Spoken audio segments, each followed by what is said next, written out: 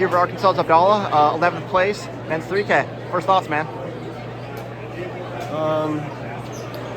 You want to control the controllables, and I felt pretty terrible yesterday in the 5K. Executed the plan, just didn't have it in me. Today I wanted to at least practice rallying mentally after a race that disappointing. You know, obviously I had much higher expectations for the meet overall. Feels a bit,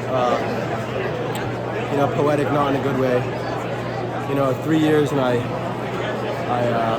feel like I've gotten immensely better year over year, but the place has stayed, almost humorously stagnant. So, I don't like talking about the negative so much, unless I make a YouTube video and then I get all poetic with it. Then I'll talk about the negative. It's awesome experience. What matters more than the environment and the accolades is how you change as a person in the long term. And I think it's very obvious to everyone around me how much I've grown over the last.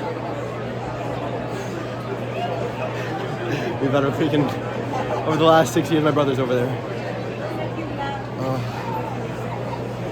It's okay, Well, so you mentioned the YouTube. That's a big thing about you, right? You're probably the most followed athlete at this meet. I don't think I'm crazy for saying that. We got people with posters all over here. We hear your name probably more than anyone else at this meet.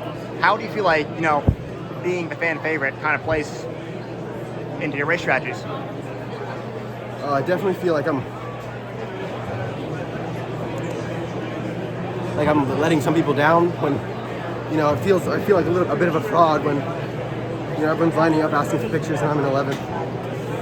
It's a small comfort. I watch the interviews after the races and mine have the most views. What does that do for me in the long term? Well, thanks so much for your time and best of luck.